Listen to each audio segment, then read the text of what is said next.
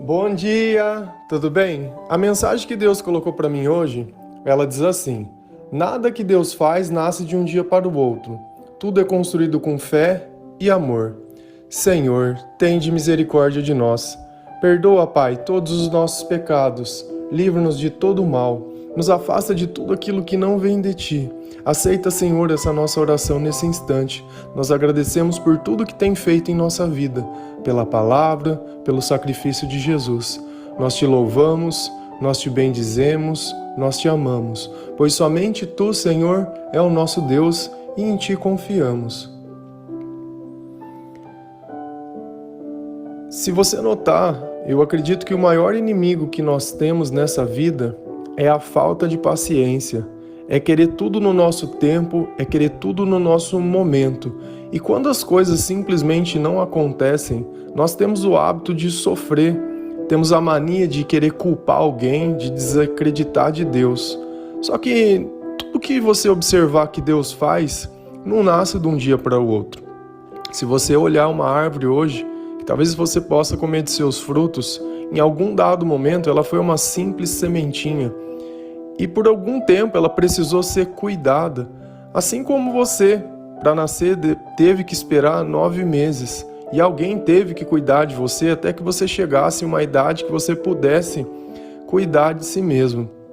Então, não faz muito sentido quando a gente fala sobre Deus em querer que Ele faça no nosso tempo as coisas.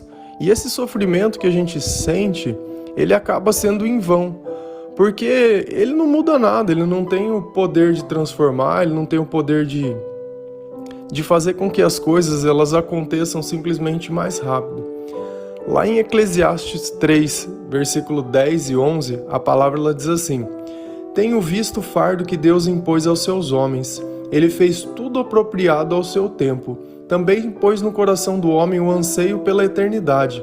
Mesmo assim, ele não consegue compreender inteiramente o que Deus fez. O que nós podemos aprender com essa passagem? A primeira coisa é que Deus fez tudo ao tempo apropriado. Então não é nem antes e nem depois, foi exatamente no tempo certo. Só que esse anseio de eternidade, ele não permite que nós consigamos compreender aquilo que Deus tem feito em nossa vida. Então, para que nós possamos viver em tranquilidade, é preciso que nós tenhamos confiança em Deus, pois sem a confiança em Deus, parece que nós fomos esquecidos mesmos. Não importa o tempo que passe, esse é o ponto em questão. Se você for medir o sucesso ou o fracasso pelo tempo, ele não tem muito sentido, porque na verdade é o tempo que é necessário, nem antes e nem depois. E olha também a palavra que ele usou, anseio. Deus colocou no coração do homem o anseio. E o que é ficar ansioso? Não é justamente querer que as coisas aconteçam? Mas por que será que Deus fez isso? Deixou a ansiedade perto de nós? Porque sem a presença dele, a ansiedade ela vai acabar nos corroendo. E nós temos que entender uma simples coisa, que nós somos dependentes de Deus. E não adianta você achar que sem Deus você vai ter uma vida, que sem Deus você vai ter bons sentimentos, que sem Deus as coisas vão acontecer, porque elas não vão. Então, longe de Deus, não adianta você tentar ficar forçando ter um sucesso, porque você vai acabar se cansando. Da mesma forma que muitas vezes nós cansamos do comportamento de algumas pessoas, simplesmente pelo fato delas fazerem tudo de uma forma que não nos agrada. Mas com Deus isso não quer dizer nada, porque as coisas vão acontecer quando tiverem que acontecer. Só que quando a gente começa a viver com sabedoria, quando a gente começa a se aproximar mais de Deus, quando a gente começa a ler mais a palavra, o nosso espírito parece que ele começa a se acalmar.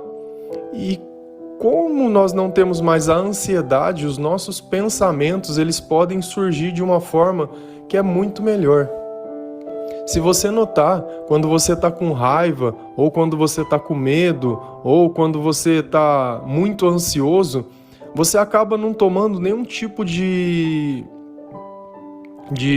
pensamento ou de comportamento bom. Você sempre acaba se precipitando nas coisas. Só que nem sempre esse tipo de comportamento ele é bom, por quê? porque geralmente ele acaba trazendo consequências. Quantas vezes nós não comemos mais do que precisamos, ou quantas vezes nós não colocamos um hábito que ele é desnecessário na nossa vida. E isso simplesmente acaba trazendo consequências no futuro. Ninguém acaba engordando porque comeu um dia, ninguém se torna um viciado porque usou droga um dia, ninguém morre de enfisema pulmonar porque fumou um dia. Não, isso é um hábito que ele é construído durante o tempo.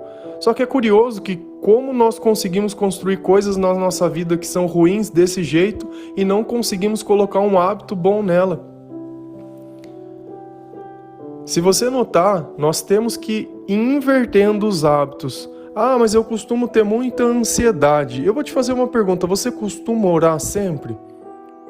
Ah, não, eu costumo orar, mas aí a questão é, qual oração você tem feito? É da forma que Jesus ensina ou é da forma que você aprendeu com alguém? Porque o importante é fazer da forma que Deus ensina. Se você olhar Moisés, ele perdeu de entrar na terra prometida por uma simples questão de Deus disse, olha, você vai lá na rocha e vai tocar nela. Quando você fizer isso, vai sair água lá de dentro. E o que ele fez? Foi lá e deu uma pancada na rocha. Tanto que saiu tanta água que o povo ficou pirando porque eles estavam com sede. Eles tinham pedido água para Deus. Então, a princípio, parecia que para o povo estava ótimo. Por quê? Porque eles estavam tendo o que eles queriam. Mas para Moisés isso custou muito caro. Porque não foi a força que Moisés bateu na rocha. Foi a obediência a Deus que fez sair a água da rocha. Percebe que sempre que a gente tenta colocar o nosso jeito nas coisas de Deus, aquilo acaba não dando certo. Deus está mais preocupado com a tua obediência do que propriamente com você querer dar a tua opinião e o teu palpite sobre as coisas.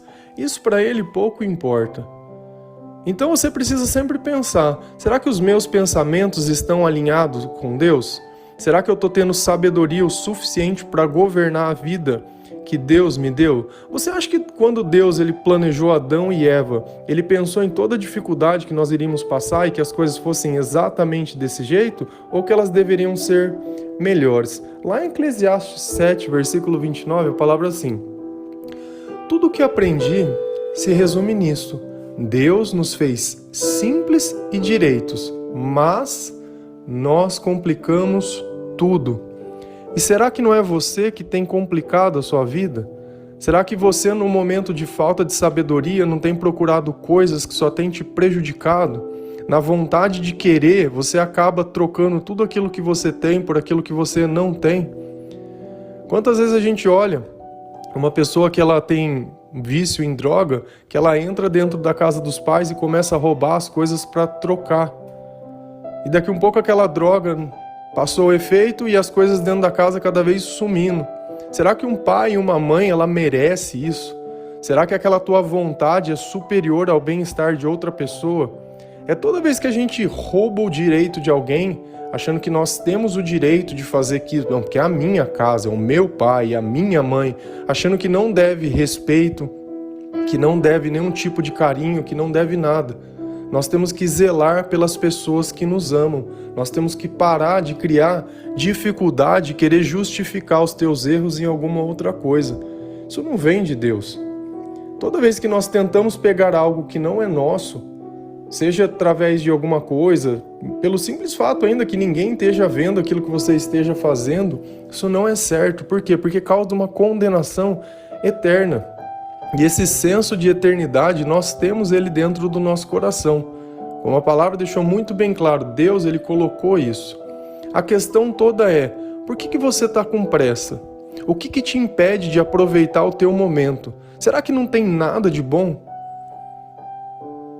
Quando a gente começa a entender o valor daquilo que é básico, você começa a perceber o valor de todas as outras coisas. Deus ele fala muito sobre o jejum.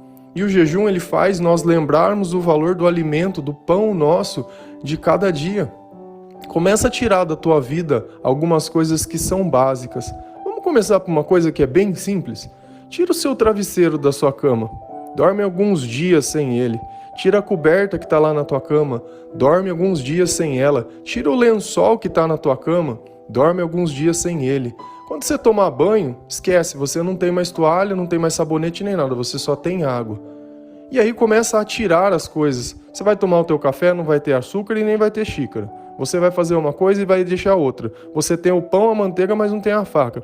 Percebe que como tem diversas coisas que facilitam a nossa vida, mas nós não temos nem consciência disso. Aquele trabalho que você tanto reclama, que muitas vezes ganha pouco, é o que faz você pagar suas contas e poder ainda ter todas essas coisas. Eu vejo muitas pessoas que elas trocam de trabalho simplesmente para ganhar mais. E o mais às vezes é tão pouco que nem vale a pena o sentimento que ela deixou. E isso não quer dizer que você não possa querer outras coisas, mas quer dizer que Deus, quando Ele for providenciar as coisas, não vai ser deixando ninguém na mão. O jeito que Deus faz as coisas é o jeito certo.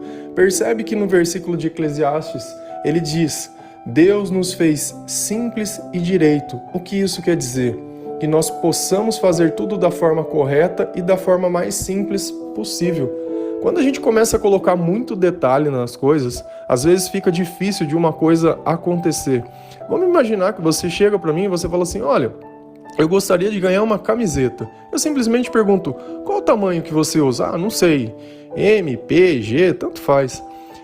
E aí, beleza, eu vou lá e compro uma camiseta e te entrego. Legal. E se você na hora da camiseta dissesse: olha, eu quero uma camiseta vermelha, que ela tenha uma cruz na frente, que tenha um coração nas costas, a manga de um lado seja vermelha e sei lá, começa a colocar um monte de detalhes.